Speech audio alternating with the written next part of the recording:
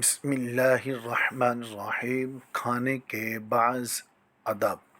حضرت جابر بن عبداللہ رضی اللہ تعالی عنہما سے روایت ہے کہ سیدنا رسول اللہ صلی اللہ علیہ وسلم نے فرمایا، یقیناً شیطان تم میں سے ہر ایک کے پاس اس کے ہر معاملے میں آتا ہے، یہاں تک کہ کھانے کے وقت بھی آتا ہے۔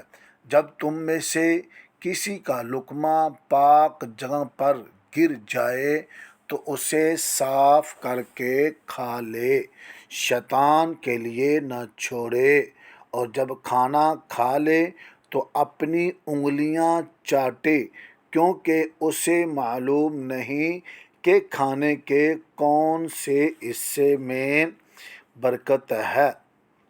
اس حدیث پاک کی روشنی میں کھانے میں برکت ہوتی ہے۔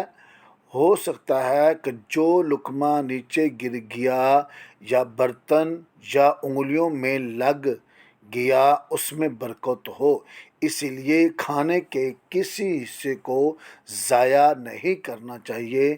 اللہ تبارک و تعالیٰ کی پاک بارگاہ میں دعا ہے کہ ہمیں عمل کرنے کی توفیق عطا فرمائے۔ بسم اللہ الرحمن الرحیم۔ کھانے کے بعض ادب۔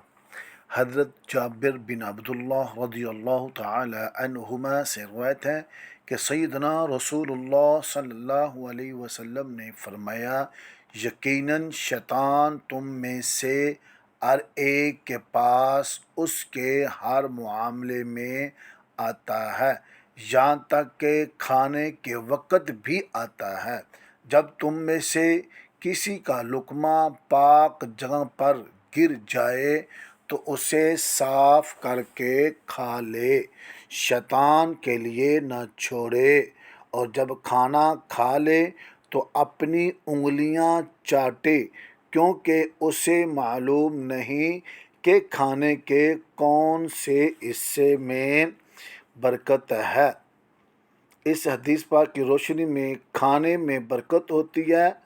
ہو سکتا ہے کہ جو لقمہ نیچے گر گیا یا برتن یا انگلیوں میں لگ گیا اس میں برکت ہو، اس لیے کھانے کے کسی حصے کو ضائع نہیں کرنا چاہیے۔